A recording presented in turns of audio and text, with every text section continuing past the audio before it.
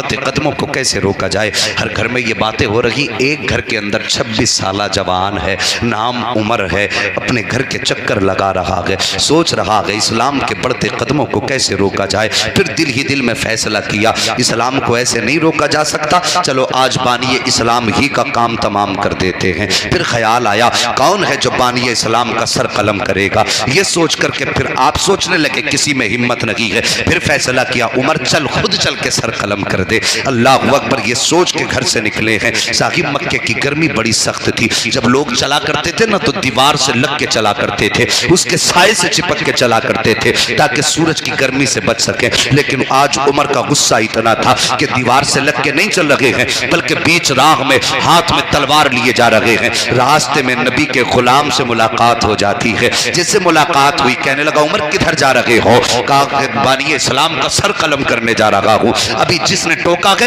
ان کا اسلام ظاہر نہیں ہوا ہے، چھپ کر کے اسلام کا انہوں نے کلمہ پڑھا، دین انہوں نے حاصل کیا ہے۔ اللہ اکبر، کدھر جا رہے ہو؟ بانی اسلام کا سر قلم کرنے۔ اتنا سنا دیوانہ ہنسنے لگا۔ بانی اسلام کا سر قلم کرنے کہا ہاں، کہا ان کا سر قلم کرنے جا رہے ہو، پہلے اپنے گھر کی بھی خبر لے لو۔ اتنا سنا کہنے لگے کس گھر کی بات کرتے ہو؟ کہا جس نبی کا تم سر کاٹنے جا رہے ہو تمہاری بہن اسی کے نبی کے نام پہ اپنی جان کا سودا کر بیٹھی ہے۔ جس نبی کا سر قلم کرنے جا رہے ہو تمہارا بہنوئی بھی اسی کے نام پر اپنی جان کا سودا کر بیٹھا ہے۔ اب جو غصہ نبی کی ذات پر تھا وہ پلٹ گیا بہن بہنوئی کی طرف، آئے بہن کے دروازے پہ دستک دی، اندر سے قرآن کی آواز آئی۔ ایک طریقہ ہوتا ہے پیار سے دروازہ بجانے کا، ایک ہوتا غصے میں دروازہ بجانے کا۔ غصے میں دروازہ بجایا، بہن سمجھ گئی عمر آ گئے ہیں، آواز دے کے کہنے لگے دروازہ کھول۔ فوراً بہن نے دروازہ کھولا، جو قرآن پڑھا رہے تھے ان کو چھپا دیا گیا۔ بہن نے دروازہ کھولا، عمر نے نہ آؤ دیکھا نہ تاؤ دیکھا، بہن پہ وار شروع کر دیے، مارنا شروع کیا۔ بہن پٹتی جا رہی ہے، نبی نبی کی صدائیں لگاتی جا رہی ہے، پٹتی جا رہی ہے۔ آخر میں جب خون بہنے لگا، بہن نے کہا تھا عمر جیسی اتنا کہا عمر، حضرت عمر کے ہاتھ تھم جاتے ہیں۔ حضرت عمر سوچ رہے تھے شاید اب مجھ سے کرم کی بھیک مانگے گی، یہ کہے گی عمر رحم کر دے، جو تو کہے گا وہ ہوگا۔ لیکن حیرت نہ رہی عمر کو، اللہ اکبر، عالم عجیب تھا۔ جیسی ہاتھ عمر کے رکے ہیں، حضرت عمر کی بہن نے کہا تھا عمر کیا سمجھ رہے ہو، کیا تم سے میں اپنے اوپر کرم کی بھیک مانگوں گی؟ کہا کہ پھر کیوں روکا گیا ہے؟ تب حضرت عمر کی بہن نے کہا تھا سنو عمر، تم بھی خطاب کے بیٹے ہو، میں بھی خطاب کی بیٹی ہوں، تم عمر ابن خطاب ہو، میں فاطمہ بنت خطاب ہوں۔ اگر جرت تمہیں آتی ہے تو جرت مجھے بھی آتی ہے۔ اگر تم نے یہ سوچا ہے کہ اس وقت تک ماروں گا جب تک دامن نہیں چھوڑے گی تو میرا بھی یہ فیصلہ ہے، جان دے سکتی ہوں، دیا ہوا ایمان ہے۔ میں قدرت نے لچک دی ہے، جتنا کہ دباؤ گے اتنا ہی ابھرے گا۔ کیا بات ہے بھائی، اللہ اکبر کا عمر، تو عمر ابن خطاب ہے، میں فاطمہ بنت خطاب ہوں، سوچ لے کیا کرنا ہے۔ نہ میں اپنا ارادہ بدل سکتی ہوں نہ تو اپنا ارادہ۔ حضرت عمر نے اتنا سنا کہنے لگے فاطمہ، عمر وہ ہے جس کے سامنے مکے کا بڑا بڑا سردار نہیں بولتا، تو بتا تجھے یہ جرت کس نے دی ہے؟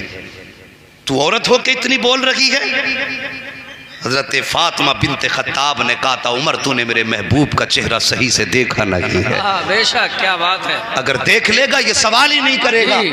اللہ اکبر، اتنا سننا تھا عمر کے دل میں عجیب کیفیت طاری ہوئی، کہنے لگے بہن پھر بتا وہ قرآن کون سا ہے جسے تو پڑھ رہی تھی، مجھے بھی دے، میں بھی دیکھنا چاہتا ہوں۔ ہاں ثاقب، اب قرآن کا معجزہ دیکھو، یہاں تک فاطمہ بنت خطاب کا کمال ہے، اب قرآن کا کمال دیکھیے۔ کہا بہن بتا تو صحیح، لا وہ قرآن مجھے دے دے۔ اتنا سنا بہن کہتی ہے عمر تو ناپاک ہے، ہمارا قرآن پاک ہے، ناپاک آدمی پاک قرآن کو ہاتھ نہیں لگا سکتا ہے، اگر قرآن کو چھونا چاہتے ہو تو غسل کرنا پڑے گا۔ کہا بتا غسل کیسے کیا جاتا ہے؟ خطاب کی بیٹی فاطمہ نے غسل کا طریقہ بتایا ہے۔ اب عمر غسل کر رہے ہیں، غسل میں صرف میل نہیں دھل رہا تھا، عمر کے دل کا کفر بھی دھلتا جا رہا ہے، کفر بھی دھل رہا ہے۔ اللہ اکبر، غسل مکمل ہوا، کہا اب لاؤ میرے ہاتھ میں قرآن دے دو۔ تو قرآن کی وہ آیتیں جو کسی چمڑے پہ لکھی ہوئی تھی یا کسی تختی پہ لکھی ہوئی تھی، فاطمہ بنت خطاب نے عمر کے ہاتھ میں لا کے رکھی ہیں۔ جیسی حضرت عمر نے ہاتھ میں وہ آیتیں لی ہیں، پہلی نگاہ عمر کی لفظ طٰہٰ پہ پڑ جاتی ہے، لفظ طٰہٰ پہ نظر کا پڑنا تھا، بس کمال ہو گیا ہے۔ اب حضرت عمر قرآن کو پڑھتے جا رہے ہیں، روتے جا رہے ہیں، پڑھتے جا رہے ہیں، روتے جا رہے ہیں، بدن کانپنے لگ جاتا ہے۔ کہتے فاطمہ اب دیر نہ کر، مجھے بھی اس محبوب کی چوکھٹ پہ لے چل جس نے تجھے یہ مبارک قرآن ایمان لا کر کے دیا ہے۔ اللہ اکبر، اب دیکھو تو صحیح، دار بنی ارقم ہے اسلام کا پہلا مدرسہ ہے جہاں پر چھپ کر کے لوگوں کو دین سکھایا جا رہا ہے۔ حضرت عمر فاروق اعظم نے اسی دار بنی ارقم کا رخ کیا ہے۔ جب چلنے لگے لوگوں نے کہا آقا عمر آ رہے ہیں، ہاتھ میں تلوار ہے، ارادہ اچھا نہیں لگ رہا ہے۔ حضرت امیر حمزہ کہنے لگے آنے تو، اب حمزہ آ گیا ہے، اگر نیت اچھی ہوگی تو استقبال کیا جائے گا، اور اگر نیت خراب ہوگی تو گردن بھی اسی کی ہوگی، تلوار بھی اسی کی ہوگی، اسی کی تلوار سے اسی کی گردن قلم کروں گا۔ یہ کہنے کے بعد حضرت امیر حمزہ چپ ہو جاتے ہیں۔ اتنے میں حضرت عمر دروازے پہ آئے ہیں، جیسی آئے دستک دی ہے، دروازہ کھلا، پہلا قدم عمر نے رکھا تھا کہ دو صحابہ آگے بڑھے ہیں، انہوں نے دونوں بازوؤں سے حضرت عمر کو پکڑا۔ میرے نبی نے فرمایا چھوڑ دو عمر کو۔ جب چھوڑ دیا گیا، عمر قریب آئے ہیں، میرے نبی اپنی جگہ سے اٹھ کے کھڑے ہوئے ہیں، اور اٹھنے کے بعد آپ نے اپنا دانا ہاتھ حضرت عمر کے دل کے اوپر رکھا، اور رکھنے کے بعد فرمایا تھا اسلم یا عمر، اے عمر اسلام قبول کر لے، اے عمر اسلام قبول کر لے۔ اتنا کہنا تھا، قدم پکڑ کے رونے لگ جاتے ہیں، کہتے محبوب آپ کلمہ پڑھنے کی بات کرتے ہو، آج کے بعد عمر آپ کے قدموں سے جدا نہیں ہوگا۔ اللہ اکبر، حضرت عمر نے کلمہ پڑھا ہے۔ اس کے بعد اگلا سوال میرے نبی سے کرتے ہیں، یا رسول اللہ بتائیے کیا ہمارا دین سچا ہے؟ میرے نبی نے فرمایا تھا ہاں۔ کیا ہمارا قرآن سچا ہے؟ نبی نے فرمایا ہاں۔ پھر حضرت عمر نے کہا تھا یا رسول اللہ جب ہم سچے ہیں تو چھپ کے عبادت کیوں کرتے ہیں؟ میرے نبی نے فرمایا تھا عمر وقت کی نزاکت کو سمجھو، وقت کے حالات کے تقاضے کو سمجھو، اس لیے چھپ کے عبادت کی جا رہی ہے۔ حضرت عمر نے کہا تھا یا رسول اللہ اب عبادت چھپ کے نہیں کی جائے گی بلکہ عبادت کھل کے کی جائے گی۔ اب عمر آ گیا اسلام کے دامن میں،